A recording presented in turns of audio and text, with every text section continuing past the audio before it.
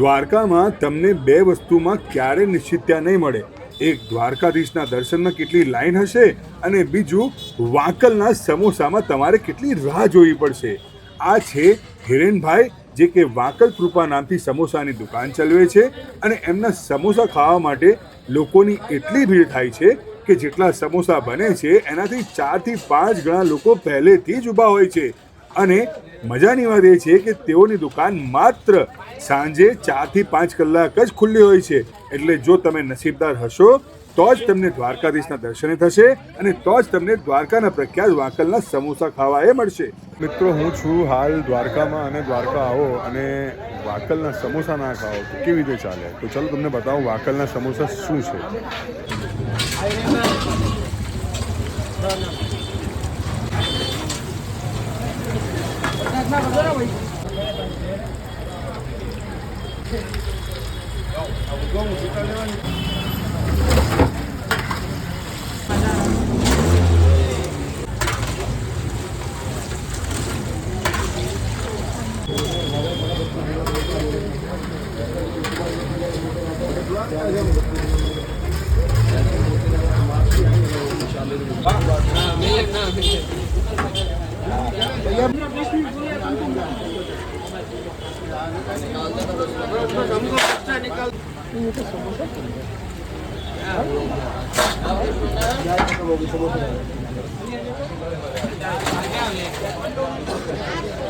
Side लगो एक बार जरा.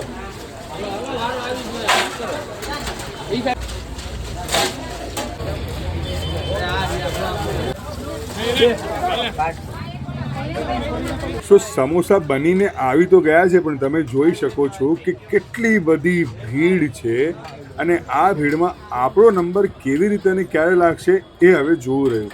બીજી વાત, અહીં સમોસા ઉપરાંત તમને બીજી 2-3 વાનગીઓ પણ ખાવા મળશે, જેમાં એમની પેટીસ પણ ખૂબ જ પ્રખ્યાત છે.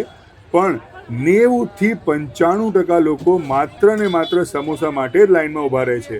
તમે જોઈ શકો છો કે અમે પણ લાઈનમાં ઊભા છીએ અને અમને ખબર નથી કે વારો ક્યારે આવશે, અમારી પ્લેટ ક્યારે આવશે. લોકો ચટણીના પણ ખૂબ જ વખાણ કરે છે. લો ભાઈ, મારી પ્લેટ તો આવી ગઈ. હવે ચાલો હું તમને ટ્રાય કરીને કહું છું કે મને આ સમોસા અને અહીંયાની ચટણી કેવી લાગી.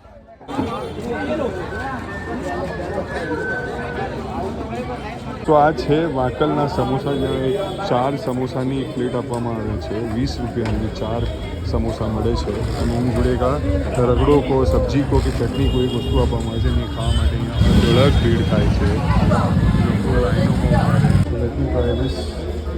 ચાલો ટ્રાય કરીએ વાંકલના સમોસા.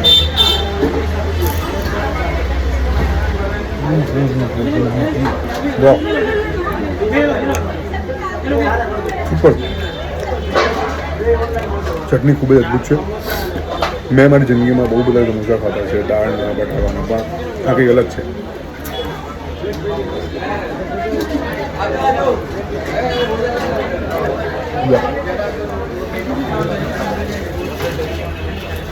દ્વારકા આવો, વાંકલના સમોસા શોધો. તમે ઇન્ડિયા કે દુનિયાના કોઈ બી ખૂણેથી દ્વારકા આવો છો ને, ગૂગલ પર વાંકલના સમોસા મળી જશે. શોધો અને મસ્ત ટ્રાય કરો. 20 રૂપિયાના 4 સમોસા, एकदम पॉकेट फ्रेंडली, सुपर टेस्टी. ये नहीं खाया तो क्या खाया?